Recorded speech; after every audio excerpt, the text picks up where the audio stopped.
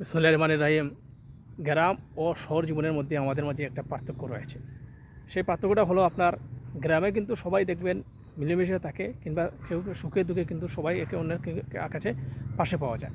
এখানে আবার একটা সুবিধাও আছে এবং অসুবিধা আছে। গ্রামে কিন্তু আপনি থাকলে কিন্তু আপনি দেখবেন যে আপনার পুরো ফ্রেশ খাবারটা আপনি পাবেন।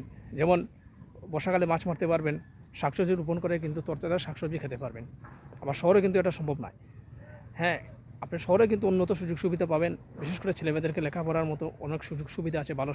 ভালো শিক্ষক শিক্ষিকা পাওয়া যায়, এদেরকে আপনি পড়াতে পারবেন। গ্রামে কিন্তু সে ধরনের সুযোগটা করে না।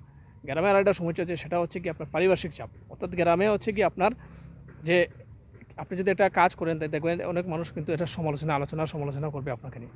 শহরে কিন্তু আপনি কী করতে আসেন বা আপনাকে নিয়ে সমালোচনা করার সময়ই কিন্তু মানুষের নেই।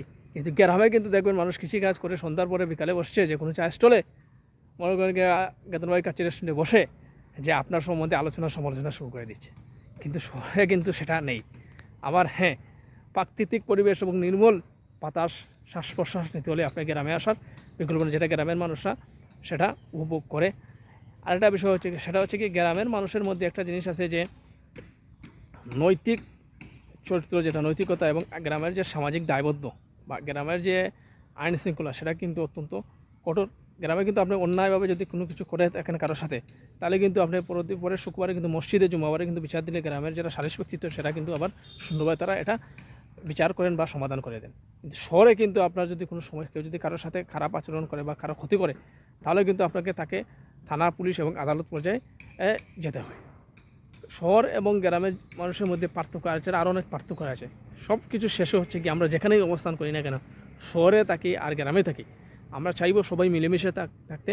প্রত্যেকে আমাদের এক পরিবার হিসেবে মনে করব। কারণ মনে করবেন কি দুনিয়াটা হচ্ছে কি দুদিনের, এই দুদিনের দুনিয়ায় আমরা সবাই সবার সাথে মিলেমিশে থাকবো, সেটাই হচ্ছে গিয়ে বাঞ্ছনীয়।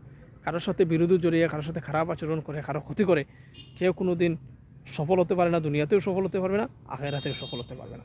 সবার জন্য শুভকামনা রইল এবং সবার সুস্বাস্থ্য এবং দীর্ঘায়ু কামনা করে শেষ করছি।